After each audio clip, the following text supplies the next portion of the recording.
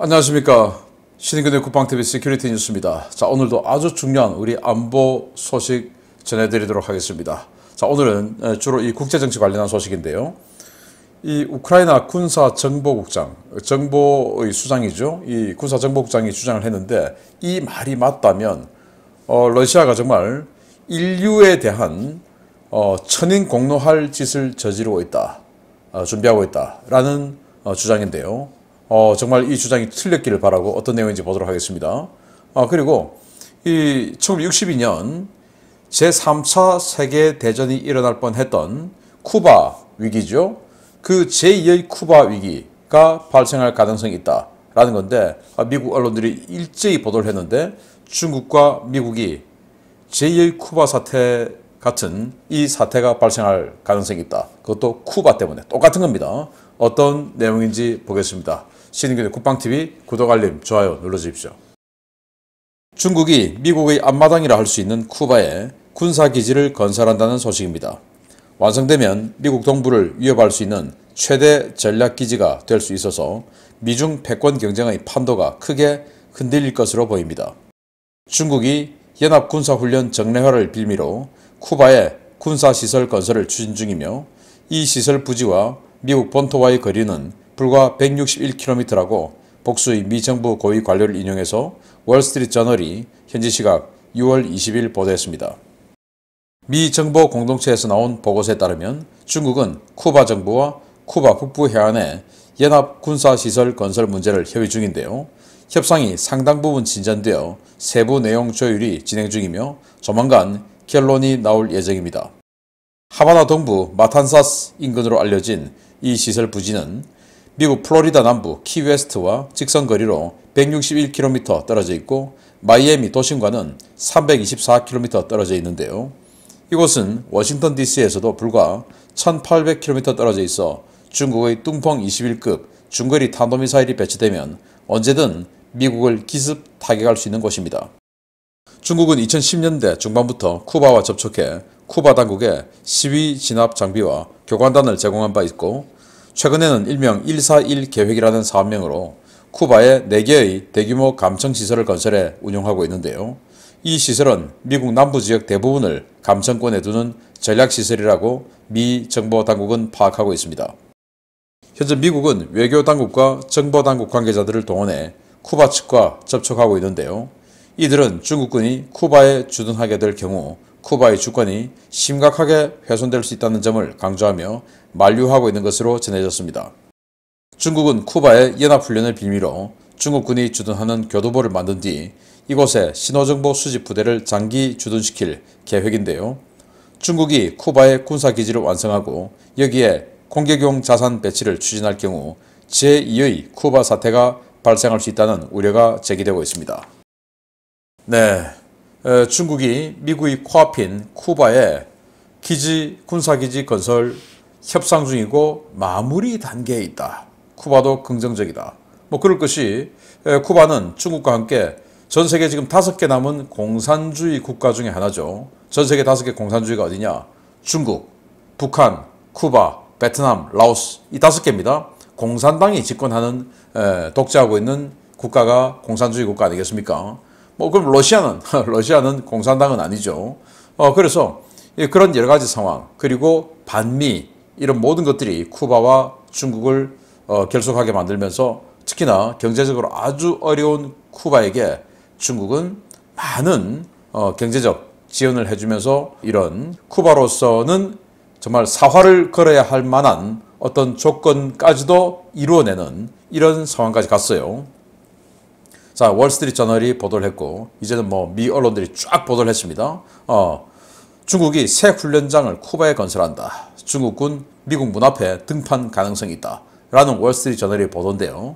자, 그래서, 이런 안테나도 있습니다. 이건 뭐냐? 중국이 141 계획이라는 프로젝트로, 친중 국가들의 군사기지를 건설하는데 그 군사기지가 바로 이렇게 감청기지입니다. 그래서 지금 현재 쿠바에도 4개의 감청시설을 만들어 놓고 미 남부 지역을 감청하는 이런 자산을 설치를 해놓고 있는데, 여기에 추가로 군사기지를 만들겠다라는 건데, 일단 중국과 쿠바가 연합훈련을 빌미로 일단 중국군이 연합훈련하니까 들어오겠죠.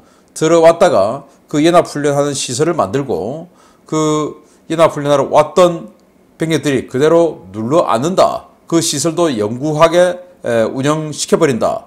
이런 내용입니다. 그런데 여기까지는 그렇다 치고 그 이후에 이제 뚱펑 21 같은 이동식 미사일 발사대 배치해버리면 미국 워싱턴 DC, 뉴욕 이런 곳이 바로 타격권에 들어가죠. 뚱펑 21은 사거리 2,500km의 중거리 탄도미사일 아니겠습니까? 그래서 이 사태가 바로 1962년 쿠바 사태하고 똑같은 거죠. 1959년 쿠바 혁명이 일어났고 그래서 쿠바는 공산화됐습니다. 그래서 그 공산 정권을 뒤엎기 위해서 1961년 케네디 정부가 피그만이라는 곳을 통해서 무장 세력을 집어넣어서 쿠바 출신 무장 세력 집어넣어서 정권을 뒤엎으려고 했는데 그게 사전에 발각되었죠. 그래서 피그만 사태는 완전히 대실패로 끝났고 그리고는 이제 소련이 이 쿠바에 이 지금 현재 중국이 진행하고 있는 식하고 똑같은 방식으로 들어와서 결국은 나중에 핵미사일을 배치하려고 했고 그걸 이제 케네디 대통령이 해상 봉쇄를 통해서 핵미사일이 들어오면 그 함대를 미사일 싣고 오는 배를 격침시키겠다. 이렇게 돼서 3차 대전 직전까지 갔다가 또 이때 뭐 여러 가지 우여곡절이 있었어요. 결국 이제 소련이 배를 돌려서 가서 이제 3차 대전 일어나지 않았는데 그 상황과 똑같은 상황이 벌어지지 않을까. 자, 그러면 62년도의 소련은 돌아가는데 과연 중국이 뚱펑 21 싣고 오다가 돌아가라. 그럼 돌아가겠냐라는 겁니다. 지금 현재 중국의 행태를 보면 어떤 상황이 벌어질지 좀 불안하기도 하네요. 자, 두 번째입니다. 중국이라는 공동의 적을 두고 있는 미국과 인도, 일본이 베트남을 반중 동맹에 온전히 끌어들이기 위해 총력전에 나선 모양새입니다. 중국, 지금은 베트남을 어르고 달래도 모자랄 판인데 오히려 베트남을 자극하며 스스로 반중 포위망 구축에 부채질을 하고 있습니다. 6월 초 제주 남방해역에서 중국을 겨냥한 5개국 연합해상훈련에 참가했던 일본 해상자위대 경항공모함 이즈모가 6월 20일 베트남 남부 캄란만 해군기지에 입항했다고 일본 마이니치 신문이 6월 21일 보도했습니다. 일본이 해상자위대 전력을 동원해 재작년부터 시행하고 있는 인도태평양 전략 순찰 프로그램인 인도 퍼시픽 디플로이먼트에 따라 작전 중인 이즈모는 무라사메급 구축함 사미다레와 함께 베트남을 찾아 오는 6월 23일까지 캄란만 기지에서 친선 행사를 가질 예정입니다. 이즈모함의 캄란만 기항 직후 해상자위대는 자유롭고 열린 인도태평양의 실현을 위해 국제법을 준수하고 해양 질서의 유지에 공헌하기 위해 이곳에 왔다 라며 일본은 영내 중요한 파트너인 베트남과 안전보장 관계를 강력하게 다지고자 한다 라며 베트남과의 군사협력 강화 의지를 천명했습니다. 이즈모 전단은 연합훈련을 실시했던 로널드 레이건 전단에 앞서 남중국해에 진입했는데요. 현재 일본은 베트남, 중국과 함께 이달 말 베트남 인근 해역에서 중국을 겨냥한 연합 군사훈련을 실시할 것으로 전해졌습니다. 이를 위해 6월 17일 베트남 다낭공항에 주한미군 제51 전투비행단의 25 전투비행대 소속 A-10C 공격기가 전격 전개되었습니다. 주한미군 전력이 베트남에 배치되는 것은 월남전 이후 처음인데요. 현지 오신트 소식통들은 이들 전력이 이달 말 미국, 일본, 베트남 연합군사훈련에 참가하게 될 가능성에 주목하고 있습니다. 미일 전력이 차례로 베트남에 전개되고 인도가 베트남 국방장관을 초청해 초계함을 선물하는 등 남중국해 일대의 반중 동맹이 강화되는 상황이 전개되자 중국은 6월 19일 자국 최대의 경비함인 5901함과 대규모 해상민병 함대를 베트남 남동 해역에 보내 무력 시위를 시작했는데요. 적을 줄여도 모자랄 판에 적을 키우고 있는 중국, 용감한 것인지 무모한 것인지 모르겠습니다. 네, 이즈모함 그리고 무라사메급 호위함이죠. 사미다레함 이렇게가 전대를 꾸려서 베트남의 해군 기지에 입항했습니다. 일본이 이제 점점 군사력을 대외에 팽창을 하고 있는데 그 명분과 빌미는 북한과 중국이 주고 있죠. 그래서 이 필리핀의 인근에서 함께 훈련을 했던 로널드 레이건 항공모함과 이 이즈모 항공모함은 레이건은 조금 사선으로 더 밑으로 꺾어져 내려오고 이즈모는 거의 뭐 직진해서 이렇게 캄난 해군기지로 들어갔다라는 겁니다. 여기 베트남 중남부에 있는 해군기지예요. 저기로 이제 들어갔다라는 거고, 로널드 레이건 항공모함은 베트남 남부 해역에 지금 스테이를 하고 있는 상황입니다. 자, 그리고 이제 이들이 이달 말에 베트남 해군과 같이 연합 훈련을 한다라는 건데, 여기에 지금 현재 중부 지역의 다낭 공항에 주한미군의 A-10C 공격기가 전개되어 있는 사진이 공개가 됐어요. 이거 오산 기지에 있는 A-10입니다. 이게 지금 다낭에 갔다. 물론 우리가 미국과 함께 주한미군의 전략적 유연성에 대해서 2000년대 초반 노무현 정부 때 합의해 주었기 때문에 미군이 주한미군을 다른 나라로 다른 지역으로 이렇게 보내는 것은 뭐 합의된 상황이니까 뭐라고 할 말은 아닙니다만은, 아무튼 우리 한국에 있는 전력을 빼내서 베트남에 가지고 가서 베트남과 연합 군사 훈련을 한다라는 건데, 이 A-10C 공격기의 임무는 뭡니까? 지상 타격 아니겠습니까? 그러면은 이 베트남과 연합 군사 훈련하는 지상 타격하는 상대는 누구냐? 중국이죠. 우리 한국에서 주한미군의 A-10C가 지상 타격하는 훈련하면 상대는 반드시 북한일 텐데, 여기서 훈련하면, 베트남에서 훈련하면 반드시 중국입니다. 그러지 않습니까? 특히 베트남은 중국과 감정이 아주 안 좋습니다. 특히 1979년 중월 전쟁을 해서 서로 간에 막대한 피해를 입었고, 그 중월 전쟁을 했던 게 베트남이 캄보디아를 쳤기 때문인데, 중국 입장에서는 야, 캄보디아는 우리 이 세력권인데 왜 마음대로 캄보디아를 때려 감히 건방지게. 그래서 덩샤오평이 조그만 놈이 말을 안 듣는다, 엉덩이 짝을 쳐버리겠다 라고 하면서 전쟁을 시작했고, 중국 군들이 이 대거 베트남 북부 지역으로 밀고 들어왔는데, 그 베트남 북부 지역이 산악 지역이에요. 그 산악 지역에서 치열한 교전이 벌어졌고 중국군이 어마어마한 피해를 입었죠. 그런데 중국이 항복하고 나가면 중국 체면이 말이 아니죠. 그런데 베트남도 더 이상 전쟁을 끌기는 또 버겁죠. 왜? 베트남도 희생을 엄청나게 했으니까. 그래서 중국이 베트남에게 일단 니들이 항복하는 걸로 좀 외형적으로는 하자. 왜? 우리가 대국이지 않냐. 그렇지만 우리가 좀 뭔가 보상은 좀 많이 해줄게 해가지고 베트남이 졌다라고 선언하는 걸 하고, 중국이 그래 니들 졌으니까 우리 나갈게. 그래 이제 나갈 때 뒤통수 안 치기로 하고, 그래서 나갔는데 실제적으로는 베트남이 이겼다라고 보는 게 이제 군사 전문가들의 시각이에요. 그렇지만은 이겼든지 말든지 어쨌든 졌다라고 역사에는 나와 있고, 그리고 그 전쟁을 인해서 굉장히 많은 희생을 당했죠. 그리고 파라셀군도 서사군도 원래 남베트남이 지배하고 있던, 실효적 지배를 하고 있던 곳이었는데, 그 베트남 전쟁할 때 북베트남이 중국에게 잘 보여야 되니까 꼼짝도 못하는 그 틈을 타서 미군 철수한 직후에, 미군이 철수했으니까 남베트남 완전히 그냥 아무것도 아닌 상태가 되어버렸죠. 그때 그냥 쳐가지고 파라셀군도 서사군도를 중국이 뺏어버렸어요. 그걸 북베트남은 중국의 지원을 계속 받아야 되니까 말도 못하고 남베트남이 지배를 하고 있던 것을 뺏어가는 것을 눈뜨고 보고만 있었어요. 그게 이제 지금까지 분노에 휩싸여 있는 겁니다. 이런 차에 미국과 일본이 접근하고, 그래서 일본도 여기 보면 자유롭고 열린 인도태평양의 실현, 그리고 해양 질서, 자유 이런 거 나오면 좀 더 반중입니다.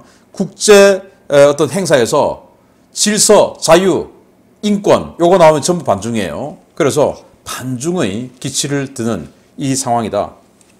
그러면 중국은 베트남 달래야 되는데 그러지 않고 여기에 10,000톤 넘는 해경함을 보내서 무력 시위를 하고 있다. 베트남 남쪽, 호치민 남쪽이죠.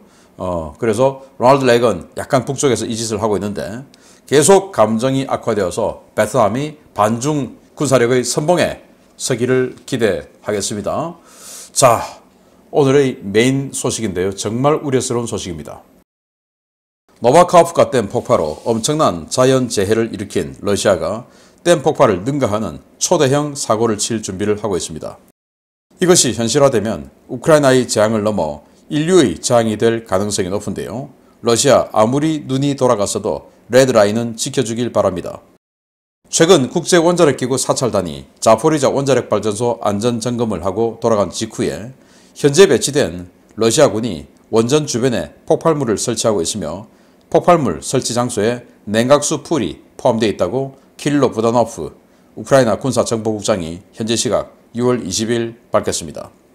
부다노프 국장은 점령군이 냉각수 풀을 포함해 자포리자 원전 곳곳에 추가로 지뢰와 폭발물을 설치했다라며 대단히 안타깝게도 현재로서는 그 지역이 적의 통제 하에 있고 명백한 위협이 존재한다라고 경고했습니다. 부다노프 국장은 그들은 댐을 폭파해 냉각수 풀에 정상적으로 물이 공급되는 것을 차단했고 여기에 더해 냉각수 풀에 폭발물을 설치하고 있다라며 만약 폭발로 냉각 계통에 문제가 발생할 경우 이는 중대한 문제로 이어질 것이라고 경고했습니다. 자포리자 엔노호다르 원자력 발전소는 6기의 가압 경수로가 설치되어 있는데요. 우크라이나는 개전 이전에 5기를 정지시켰고 6호기도 지난해 콜드 슛다운 상태로 정지시킨 바 있습니다. 원자로는 운전을 정지하더라도 콜드 슛다운이라는 표현 그대로 냉각 유지를 위해 외부 전력 개통과 냉각수 공급 개통이 계속 가동되어야 하는데요. 냉각이 유지되지 않을 경우 노심에서 발생하는 방사성 붕괴 현상이 가속되어 온도가 급격히 상승하고 결국 노심이 녹아내리는 멜트다운 현상이 발생하게 됩니다.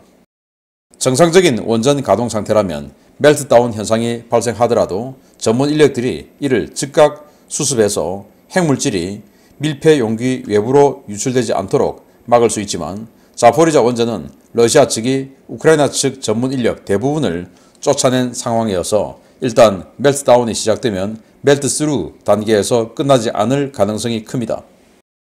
영국 하원 국방특별위원회 로비아스 엘루드 위원장은 지난해 8월 러시아가 자포리자 원전에 위해를 가해 고의적인 방사능 유출 사고를 일으킨다면 나토는 즉각 이를 나토에 대한 공격으로 간주하고 필요한 모든 조치를 취해야 한다라고 경고한 바 있는데요.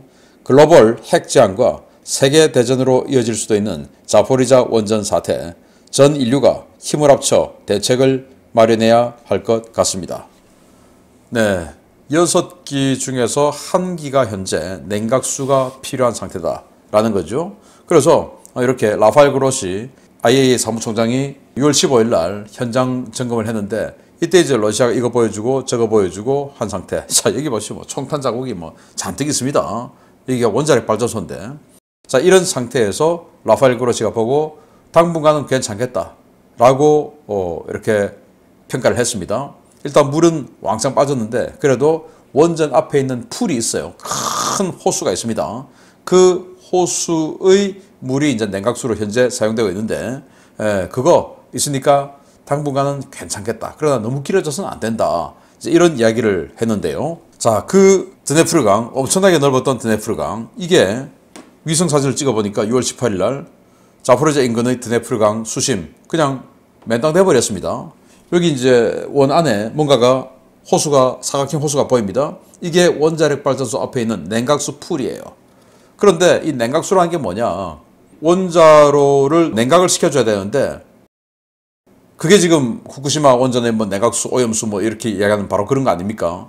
시켜줘야 되는데 냉각수물이 공급이 중단되면 식지가 않죠. 열이 계속 올라가서 그냥 터져버리는, 그러니까 녹아내려 버리는, 그러면서 고도의 이 방사능 물질이 외부로 유출되는 이런 상황이 발생을 한다 이겁니다. 그런데 지금 우크라이나 군사정보국장이 이 상태는 괜찮은데 러시아군이 이 지역에 이 뚝을 터뜨리기 위해서 폭약을 설치했다라는 주장을 한 겁니다. 그래서 지금 이 풀을 확대를 해보면 이렇게 생겼는데 지금 이제 물은 다 빠졌어요. 그런데 이 위에 있는 이 지역으로 물이 들어오고 아마 양수기로 벌리겠죠.